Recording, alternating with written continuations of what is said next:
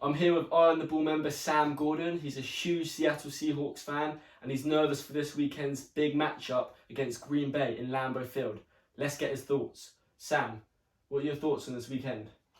Well, I think one of the most interesting battles in this game is the quarterback matchup. You've got, former MVP Aaron Rodgers coming off a not so Aaron Rodgers-like season, really. When you look at, main numbers, completion percentage, QBR, a lot of these key stats are really down. But at the end of the day, he's got those 13 wins, which is the biggest stat of all. Exactly, and that's got them to the number 2 seed and given them this chance against what is really a depleted Seahawks team. But going back to the quarterbacks, I like, when you look at it, their roles have both really flipped in the last couple of years. You look at Russell Wilson and how he came into the league as a rookie, and won that job off the back of Matt Flynn being signed in free agency.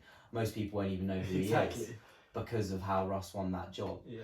But first couple of seasons he really relied on, he was really a game manager and relied on the Legion of Boom and that stout defence to carry us through to wins. And that's quite interesting you said that, because I feel like with the quarterbacks this weekend, you kind of have Aaron Rodgers who has Devontae Adams and has a quite dynamic backfield with Aaron Jones and even Jamal Williams getting some work. So this weekend it's kind of flipped, Aaron Rodgers is going to be that game manager and can he make those plays? But for me, I feel like if the Seahawks can do this, we need a Russell Wilson vintage airing out performance. Exactly, and I think as well, as you mentioned with the Green Bay Packers, they've really found this run game with Aaron Jones and Jamal Williams. Aaron Jones accounting for 19 touchdowns from scrimmage, 1,500 plus. That's tied for the NFL lead, right? Yeah, with McCaffrey. So, he's really turned it on this year. And I also think with the Packers, their defence as well, under Mike Pettin, defensive coordinator, they've really improved there. And you can really see, what Mike McCarthy did when he was there. He wanted to build through the draft. And I feel like that formula has really changed now with Matt LaFleur.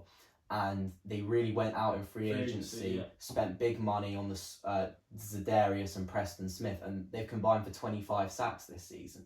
And also safety Adrian Amos from the Bears. So it's really paid off for them. The Packers are a very strange team, because as you said, they're 13-3, but they have the lowest ever point differential of a 13-3 team. Exactly, because they don't play convincingly, and when they win, it's not like, wow, what a win. Because maybe it's not that wow factor of Aaron Rodgers, but again, he's making those plays. For me, it like very similar to like the Vikings and how Kirk goes about his business there. He makes those plays. He's kind of quiet. And I guess we're just not not used to seeing that of how great Aaron Rodgers has been in the past. Well, that's what I would be quite worried about as a Seahawks fan, because, I look at this game and I think, well, if Russell Wilson can produce that magic, and if we can get, because we're going to run the ball. As you saw last week, the run game wasn't working and we still had those 17 carries. After not even 10 carries, I could see watching the game that it just wasn't working.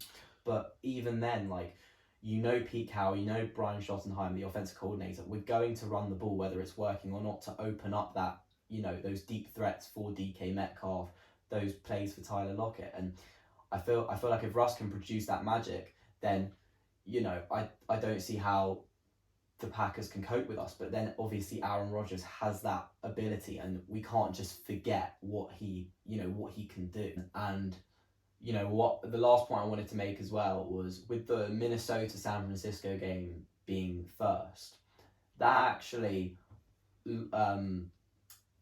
the mindset of these players could have a massive impact on the game, because I love that mentality. If the Minnesota Vikings win tonight, Seattle and Green Bay are both playing for a home NFC championship game, which is huge. And then if you look at the flip side, I'm not saying, I don't think Green Bay will be scared as such. They're all professional athletes. But if San Francisco win, Seattle are a type of team that aren't scared of anyone. We've gone in and beaten them. We've gone to the Levi Stadium and beaten them this season. The Packers played them and lost 35-8. Alright, so who you got? Seattle or Green Bay? Who you going with? Well, I've got to take my team. Yeah. Because, I've got to trust Russ, I feel like it will be a one possession game in the fourth quarter. I feel like it's going to come down to that last drive. And who do I want in that last drive? I want Russell Wilson. I want him throwing the ball, Tyler Lockett, DK Metcalf. And, the O-line does worry me. There's a few players questionable. If Dwayne Brown at left tackle can play, that would be massive. But I'm going to go Seahawks 27-24.